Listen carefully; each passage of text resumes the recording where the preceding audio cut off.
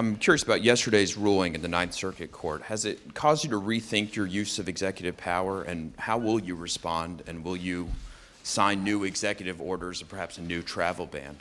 And Mr. Prime Minister, I'm curious about your reaction to America's withdrawal from the Trans-Pacific Partnership, the TPP. Do you think that that's weakened America's position in Asia, and how do you envision any sort of trade deal with the president working out? Well, your question was unrelated to what we're here for today, but I'll answer it. We are going to keep our country safe. We are going to do whatever is necessary to keep our country safe. We had a decision which we think we'll be very successful with. It shouldn't have taken this much time because safety is a primary reason. One of the reasons I'm standing here today is the security of our country. The voters felt that I would give it the best security. So we'll be doing something very rapidly having to do with additional security for our country. You'll be seeing that sometime next week.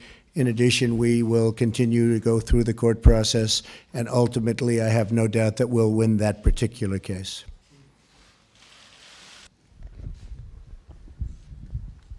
Thank you, Mr. President. I'd like to pick up where Daniel left off, if you don't mind.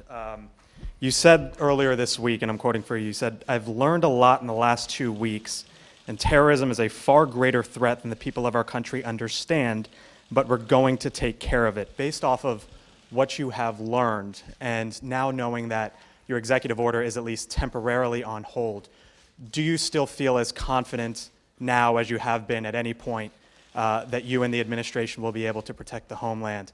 And Mr. Prime Minister, thank you. I would just like to pick off again on what Daniel had asked about TPP. Do you feel it's a mistake that the United States has at least signaled its intention to withdraw from the deal? Thank you both. I feel totally confident that we will have tremendous security for the people of the United States. We will be extreme vetting, which is a term that I developed early in my campaign because I saw what was happening. And while I've been president, which is just for a very short period of time, I've learned tremendous things that you could only learn, frankly, if you were in a certain position, namely president. And there are tremendous threats to our country. We will not allow that to happen. I can tell you that right now. We will not allow that to happen. So we'll be going forward. We'll be doing things to continue to make our country safe. It will happen rapidly, and we will not allow people into our country who are looking to do harm to our people. We will allow lots of people into our country that will love our people and do good for our country.